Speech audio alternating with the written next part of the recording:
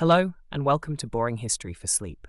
Tonight, we will be turning our attention to a small, often overlooked object of profound domestic importance.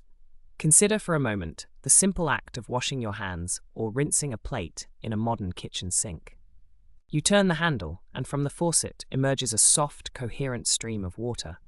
It is white with tiny bubbles, gentle to the touch, and it does not splash aggressively against the basin. This quiet, well-behaved column of water is no accident of nature. It is a carefully engineered phenomenon.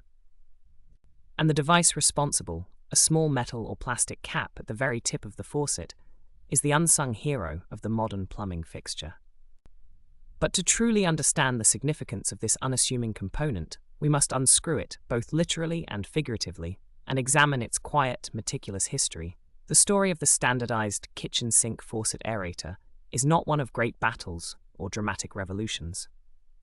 It is a story of slow, incremental change, of committees and subcommittees, of competing commercial interests gradually giving way to the logic of interoperability and conservation. It is a history written in fractions of an inch and numbers of threads per inch, a narrative shaped by post-war suburban expansion, the rise of consumer convenience, and the quiet but insistent pressures of resource management.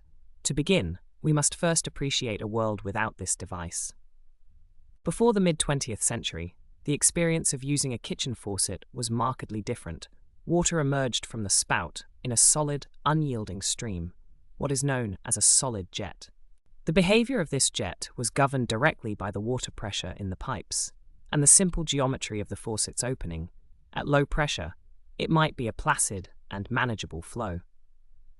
But at the typical residential pressures found in many growing American cities, the stream would be forceful, striking the sink basin or any object placed beneath it with a harsh, splashing impact. This was not merely a minor inconvenience.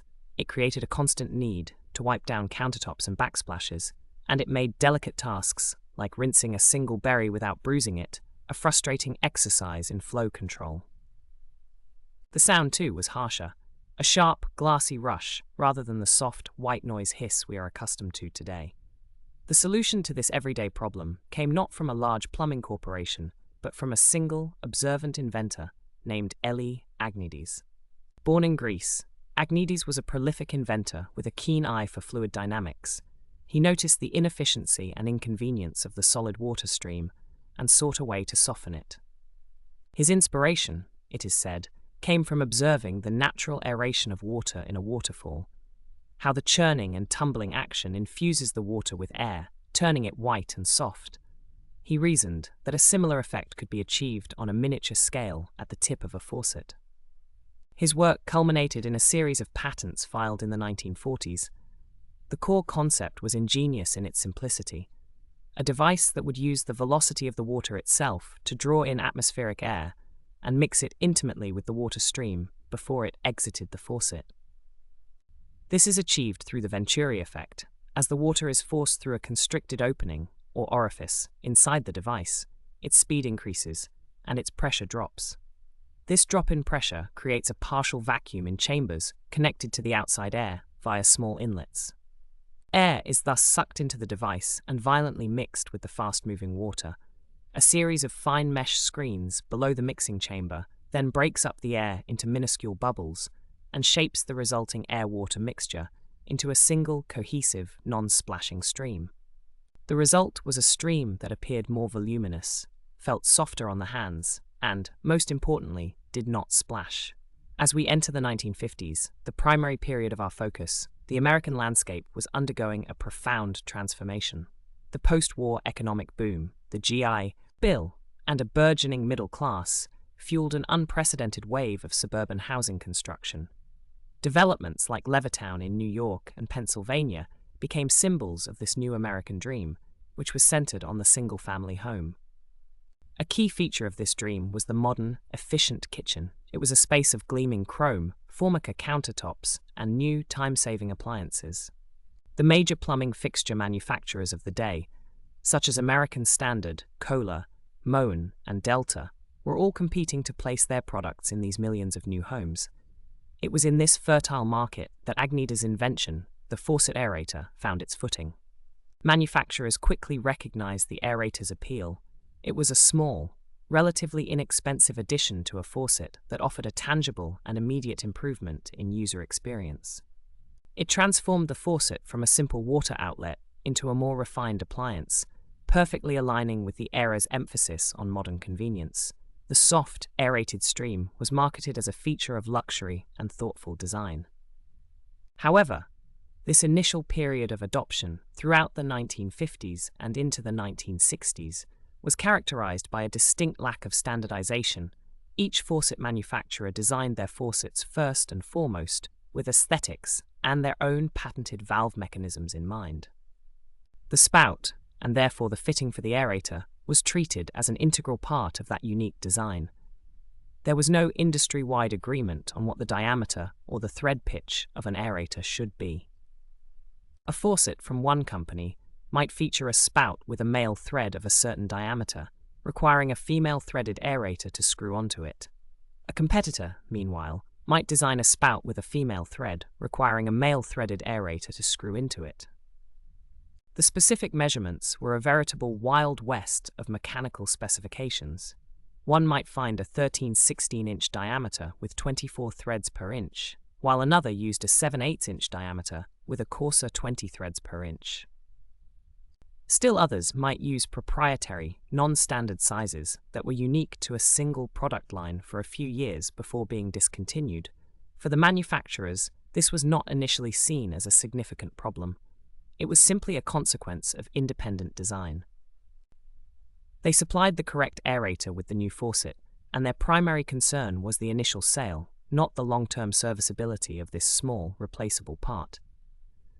For the homeowner and the plumber, however, this lack of standardization created a persistent, low-level frustration. Aerators, by their very nature, act as filters. The fine mesh screens that are so crucial to creating the soft stream are also remarkably effective at capturing sediment, mineral deposits from hard water, and small particles of debris from the water mains. Over time, these screens would clog, reducing water flow to a trickle. The prescribed maintenance was simple: unscrew the aerator, rinse the screens, and screw it back on. But often, especially in areas with very hard water, the mineral buildup could be so severe that the delicate screens would be damaged during cleaning, or the entire unit would become so corroded that it needed replacement. This is where the problem began. A homeowner in, for example, 1962, with a clogged or damaged aerator, could not simply go to the local hardware store and buy a new one. The store would need to stock dozens, if not hundreds, of different aerators to be sure of having the correct one for every faucet model sold over the past decade. This was an impossible inventory challenge. The more likely scenario was that the homeowner, or the plumber they called, would have to identify the faucet manufacturer and model, a task made difficult by the fact that branding was often subtle or had worn away. Then, they would have to contact a specialty plumbing supply house, which might or might not be able to order the specific proprietary aerator required. This could take days or weeks, leaving the kitchen sink with a splashing, unfiltered stream in the interim. This seemingly minor issue represented a crack in the gleaming facade of modern convenience that the post-war kitchen was supposed to represent.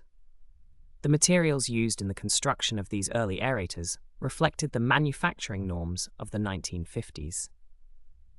The main body, or housing, was typically machined from brass, a copper-zinc alloy favored for its corrosion resistance and ease of machining. This brass body would then be electroplated with a thick layer of nickel for added durability and a bright, reflective finish, followed by a final, thinner layer of chromium. The chrome plating provided a hard, durable, blue-white surface that was easy to clean and resistant to tarnishing, matching the finish of the faucet itself. Inside this housing, the components were a delicate assembly. The screens were often made of brass or, in higher quality models, stainless steel, which offered superior resistance to corrosion. There were typically multiple layers of screens with varying mesh sizes, designed to progressively shape the water and air mixture. A perforated flow straightening plate, often a small disc of plastic or brass with holes drilled in it, would be placed above the screens to ensure the water was distributed evenly across them. A crucial component was the washer or gasket, a small ring of black rubber or neoprene that sat at the top of the aerator. Its job was to create a watertight seal between the aerator and the end of the faucet spout, preventing leaks when the water was turned on. The entire assembly was a small marvel of mass-produced mechanical engineering, designed purely for the purpose of improving the tactile quality of a stream of water. The notion of water conservation was not a significant factor in their design. On the contrary, the aerated stream, by appearing more voluminous, often gave the impression of a greater flow of water. In reality, the flow rates of kitchen faucets in this era were often quite high, frequently in the range of 4 to 5 gallons per minute, a figure that was simply not a matter of public or regulatory concern at the time. As we move through the 1960s, the consumer market for home goods continued to expand. Faucet design became more expressive and varied. While the simple, functional chrome faucets of the 50s remained popular, new styles emerged.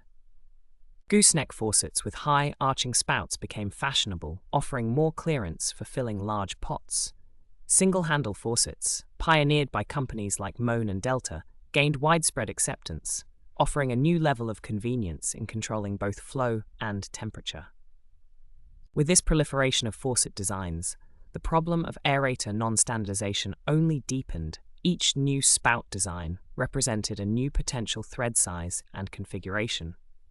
The distinction between male threaded aerators, which have their threads on the outside like a bolt, and female threaded aerators, with threads on the inside like a nut, became more pronounced. A hardware store's plumbing aisle might have a drawer full of miscellaneous aerators, but finding a match was often a matter of trial and error.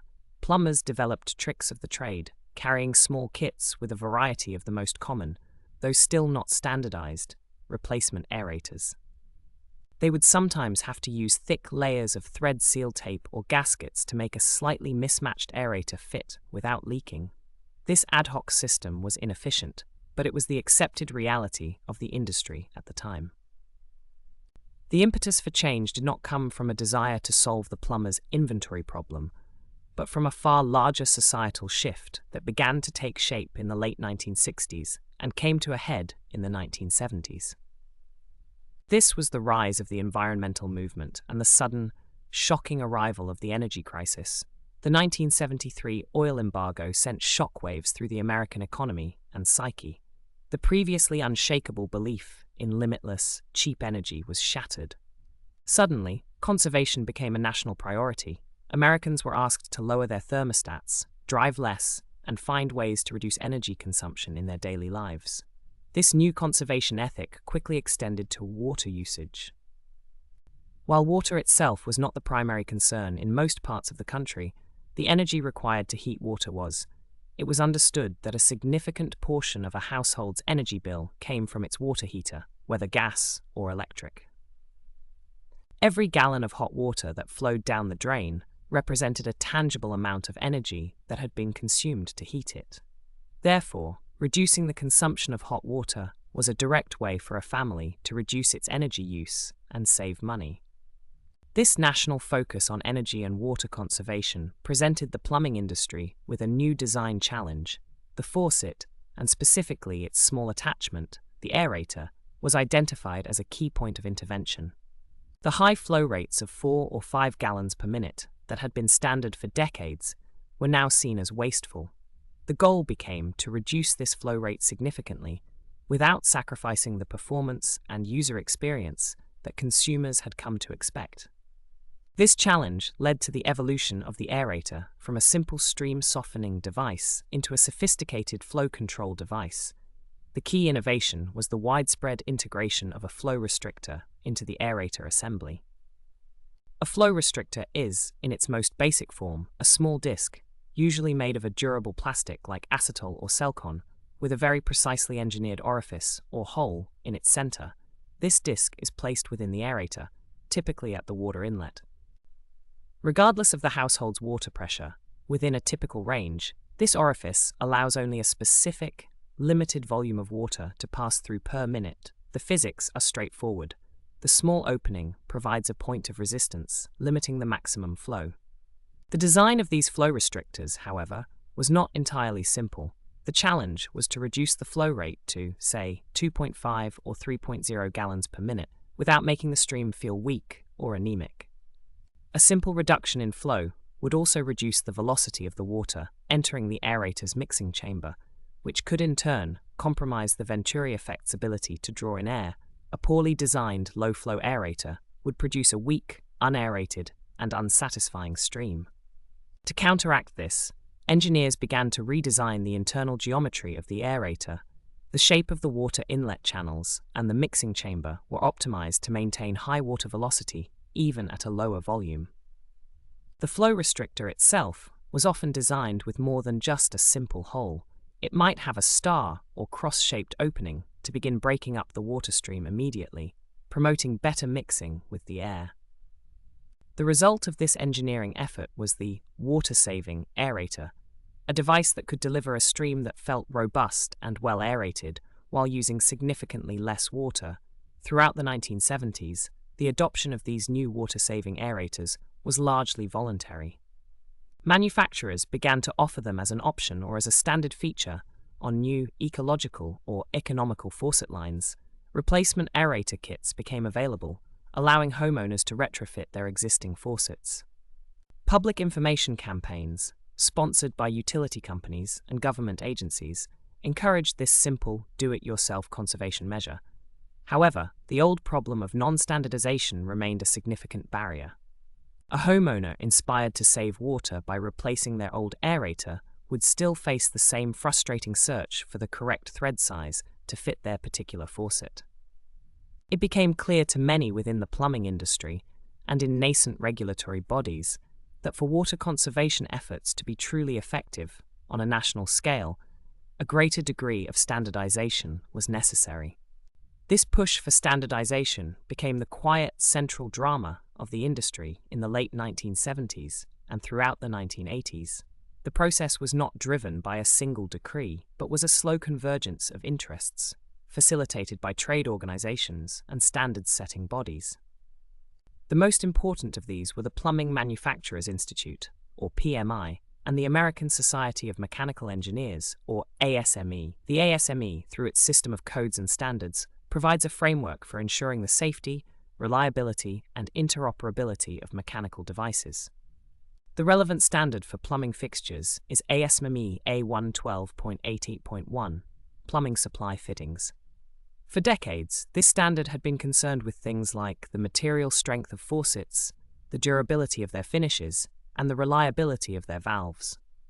But now, attention turned to the spout end. A subcommittee was formed, composed of engineers and representatives from the major faucet manufacturers, materials suppliers, consumer advocacy groups, and code officials. Their task was to bring order to the chaos of aerator threads. The work of such a committee is, by its nature, slow and meticulous. It is a process of discussion, negotiation, and consensus building. The meetings would have taken place in unremarkable conference rooms, the discussions centered on technical drawings and tables of measurements. The representatives from each manufacturer would have come to the table with data on their company's existing product lines, their tooling capabilities, and their production costs.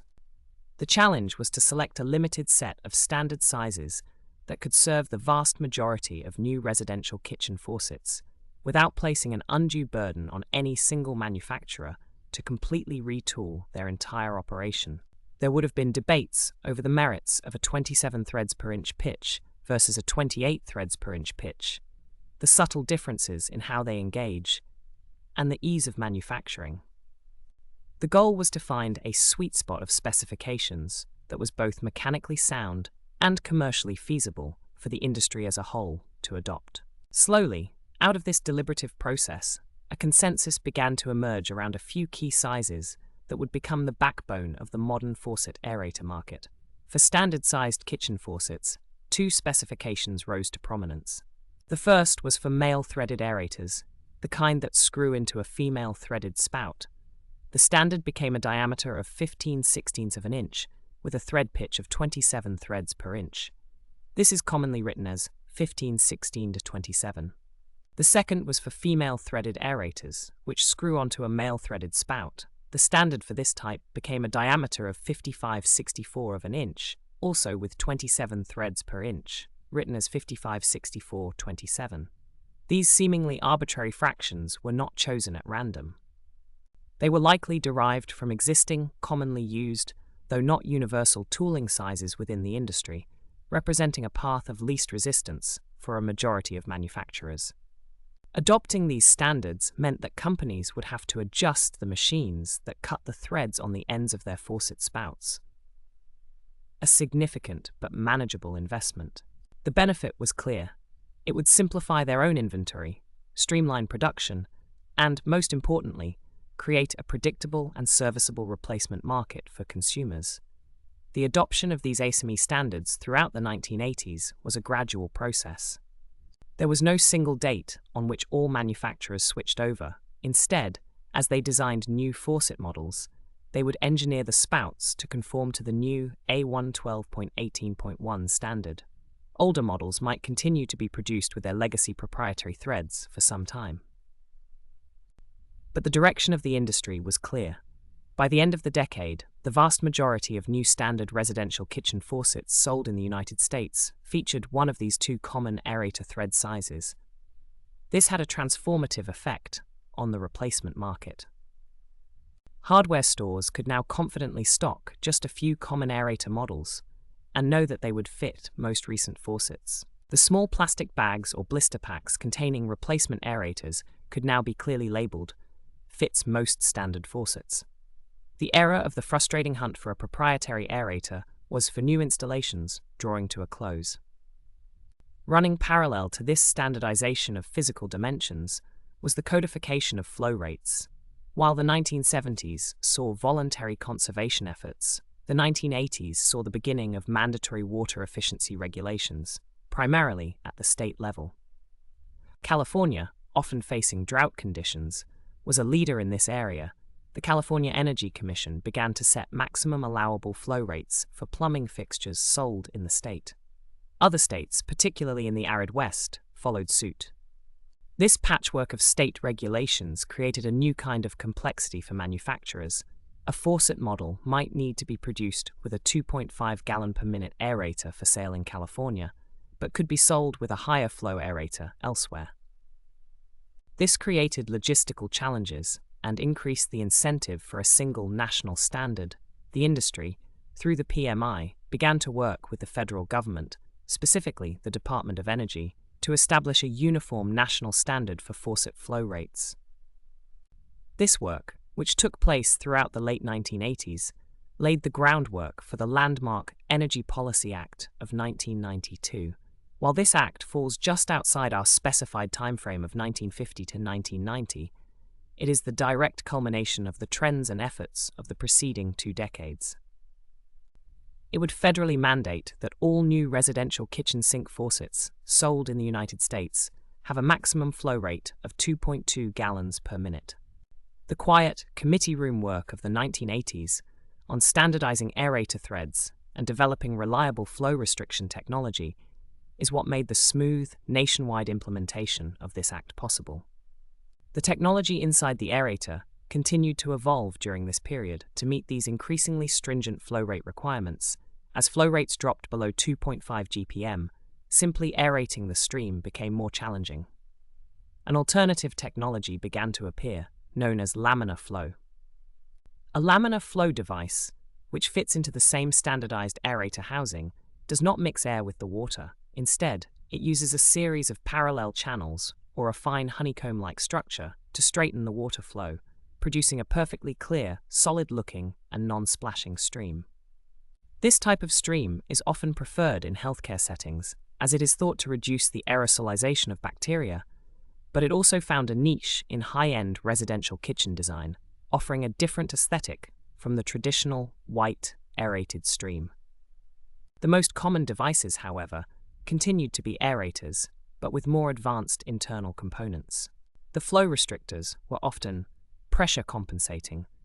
This meant they were designed with a flexible rubber O-ring or diaphragm that would deform slightly under high water pressure, narrowing the orifice to maintain a nearly constant flow rate, regardless of fluctuations in the home's water pressure. This prevented a weak flow in a low-pressure home and an unpleasantly forceful, though still volume-limited, flow in a high-pressure home. The screens also changed. While stainless steel mesh remained the standard, some designs began to incorporate plastic screens, which were less prone to mineral buildup and corrosion. Let us pause to consider the state of the kitchen faucet aerator at the end of our period, in 1990. The journey from 1950 has been a remarkable one, though it unfolded almost entirely out of public view. The device that began as a luxury add-on to soften a splashing stream of water had become a highly regulated, standardized, and sophisticated piece of engineering. Its housing was still likely chrome-plated brass, but its dimensions were now, more often than not, a standard 15-16-27 male or 55-64-27 female thread. Inside, it contained not just a set of screens, but a pressure-compensating flow restrictor, carefully calibrated to deliver a flow rate that complied with an increasing number of state regulations and which was on the cusp of being federally mandated. The internal passageways were shaped to maximize the Venturi effect at this lower flow rate, ensuring the stream still felt pleasant and effective. The materials, from the Celcon of the flow restrictor to the neoprene of the sealing washer, were chosen for their durability and long-term performance in a wide range of water conditions. The story of the faucet aerator from 1950 to 1990 is therefore a microcosm of the broader story of post-war American domestic life and technology. It reflects the initial boom in consumer convenience, where the focus was purely on improving the user experience. It reflects the subsequent period of market fragmentation, where a multitude of competing designs created complexity for the consumer. And finally, it reflects the maturation of that market, driven by the external pressures of resource scarcity and the internal industry logic of standardization. It is a testament to the power of quiet, incremental progress. The standards that now govern the tip of your kitchen faucet were not handed down by a single authority. They were hammered out, fraction by fraction, thread by thread, in a series of quiet meetings by people whose names are not recorded in history books. Their work was not glamorous, but its impact is felt millions of times a day, in millions of homes, every time a faucet is turned on. The gentle, non-splashing stream is their legacy, a small, tangible piece of order and efficiency brought to a world of complex systems. As we leave the year 1990, the groundwork has been fully laid. The standardized, water-saving aerator is no longer a novelty or an option. It is an integral, expected, and regulated component of the modern kitchen, its quiet history now sealed within its gleaming chrome shell. The once frustrated homeowner can now walk into any hardware store, pick up a small, inexpensive part, and be reasonably confident that it will fit, a simple convenience made possible by 4 decades of slow, unseen progress. And as the soft, aerated water flows, it carries with it this hidden history of invention, of commerce, and of the gradual, deliberate imposition of a very sensible order upon a very small piece of the world.